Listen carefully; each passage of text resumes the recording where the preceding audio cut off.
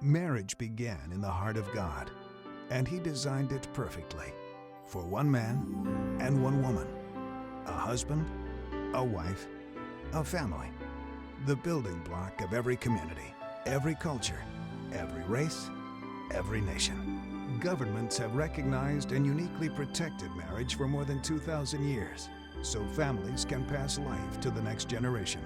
In West Virginia, however, there is currently no clear definition of marriage as only the union of one man and one woman.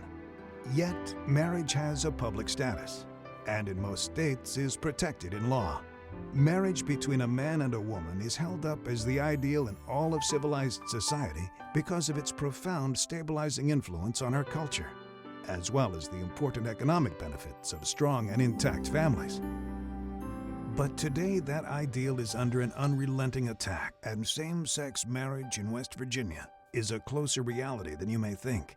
30 states have already passed constitutional amendments defining marriage, but activists outside our state are aggressively targeting the remaining 20, including West Virginia, working tirelessly to redefine marriage away from God's design to favor the desires of adults over the needs of children, for the naturally balanced model of a mother and a father. The push for same-sex marriage has produced an historical crisis for the church. Today, in courtrooms across the country, in decisions as recent as last month, our constitutional guarantee of religious liberty is going toe-to-toe with an aggressive social agenda, and religious liberty is losing.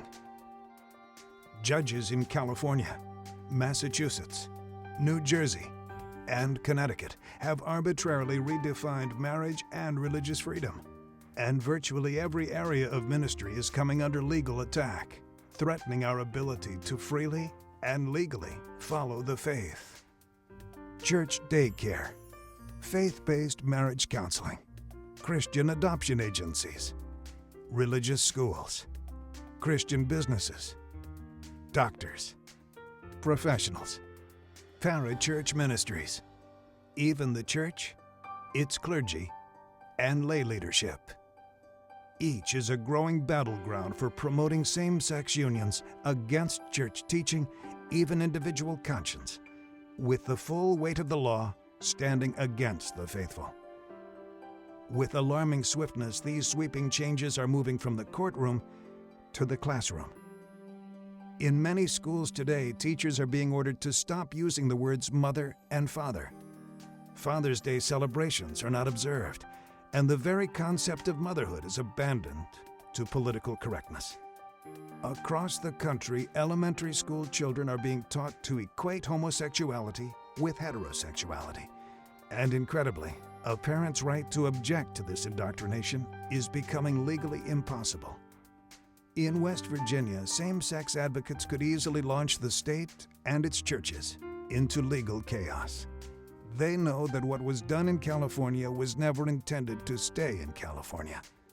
A weekend trip to San Francisco for a West Virginia same-sex couple, plus a pro bono ACLU attorney, could easily become a nightmare for marriage in West Virginia.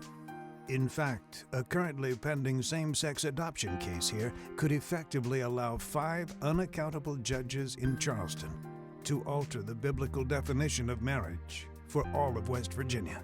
It's time to legally define marriage now, before costly litigation makes it politically and practically impossible.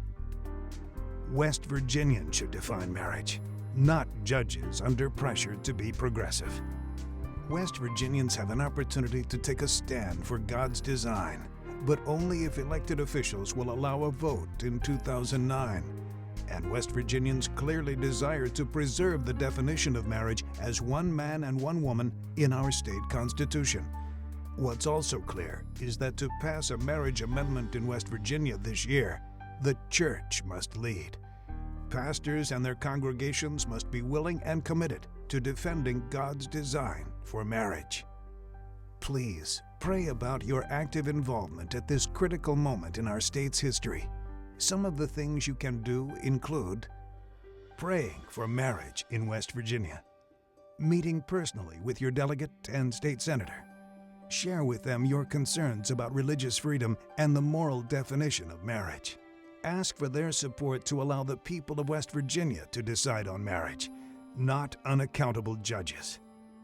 Pray for them, and remember that it is the Church's calling to speak truth to power, so power will speak the truth.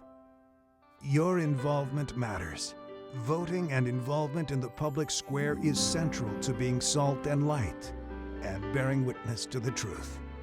2009 is West Virginia's best opportunity to take a stand for God's design. The time to preserve the definition of marriage in our Constitution is now.